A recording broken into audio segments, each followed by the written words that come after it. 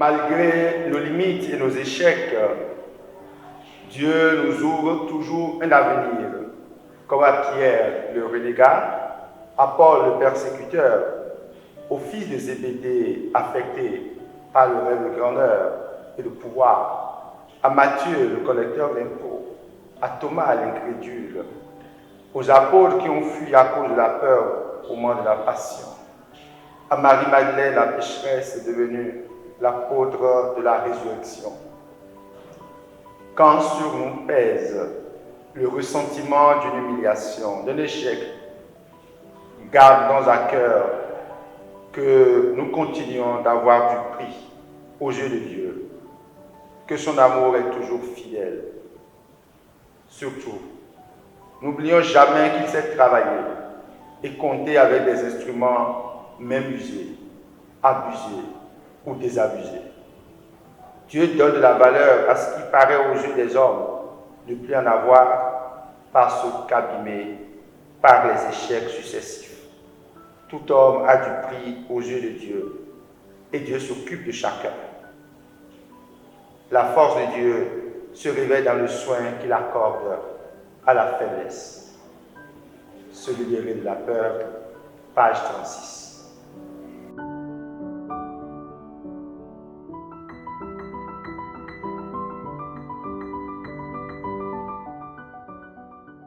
Temps de l'attente et peur de nos attentes. Nos attentes cachent souvent une part inconnue, source de peur en nos cœurs, et aussi stress au travail, pression de nos besoins, immédiateté de nos désirs, exigence dans nos relations, urgence de toutes parts. Nous nous exposons ainsi souvent à la montée de la tension, à la dépression ou au choc. Chacun de nous n'a-t-il pas besoin aujourd'hui plus que jamais d'un décompresseur déstressant, l'avant qui nous introduit à la mystique du temps de l'attente, si prête bien savoir attendre. Et celui que nous attendons est celui qui a répété sans cesse « N'ayez pas peur ». Il nous délivre de la peur, ce mal qui répand terreur et frayeur, ce mal qui handicape et ankylose, ce mal qui tue et enterre. Or, nous nous livrons souvent à la peur, à vouloir réussir tout par nous-mêmes, par nos propres moyens, fussent-ils plus sophistiqués. Mais comment ne pas avoir peur en ce monde en pleine mutation, soumis à la menace d'une guerre nucléaire? Comment ne pas avoir peur quand on est issu d'une culture anxiogène qui magnifie sa capacité de manipulation de l'invisible, son amour de la force des choses de l'ombre? Et comment ne pas avoir peur vers la fin de l'année où semblerait-il les mauvais esprits se déchaînent davantage, rôdant de plus près à la recherche de qui dévorer? C'est le dernier mois de l'année et toutes les peurs entre les esprits, et ces peurs créent, façonnent toutes sortes d'esprits, animent frénésie et psychose. Que nous faut-il? Moins d'agitation, plus de tenue et de retenue, davantage de patience et de prudence, partout, surtout sur nos voies, en toutes choses, surtout par rapport à nos choix, pour tous, surtout pour nos jeunes. Il est inutile d'aborder la fin de l'année comme la fin de sa vie ou celle des autres.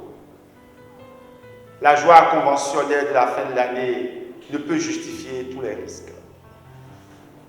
Par ailleurs, il s'organise en ces jours un colloque sur l'esclavage, regard historico-socio-sémiotique sur l'esclavage en Afrique, rôle d'adjuvant et ou d'opposant des missionnaires chrétiens entre le XVIe et le XIXe siècle. Oui, on ne peut jamais assez évoquer la mémoire de ce grand crime, mais celle-ci n'est libératrice et efficiente que dans la mesure où elle se déploie sans idéologie. Or, bien souvent, cette mémoire, content de compter, de raconter aux jeunes, à nos jeunes, est souvent réduite au rôle participatif de l'Église dans l'esclavage, à la nécessité de démasquer la face cachée des missionnaires chrétiens. Tous les malheurs de l'Afrique provenaient-ils vraiment de l'esclavage? Mais non, l'esclavage est un fait social et humain, présent dans toutes les cultures, connu hier et aujourd'hui encore, sous diverses formes, chez nous en Afrique, chez nous ici au Bénin. Nous avons donc besoin de l'aborder avec nuance et lucidité, sans anachronisme idéologisant et sans tentative de déni. Comme l'écrivait le père Alphonse Quenon, qui a consacré à ce drame une thèse de doctorat.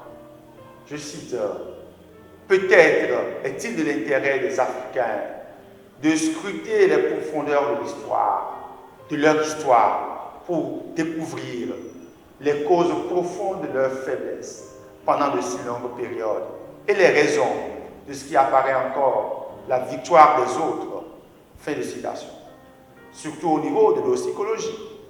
C'est certainement le chemin de la libération.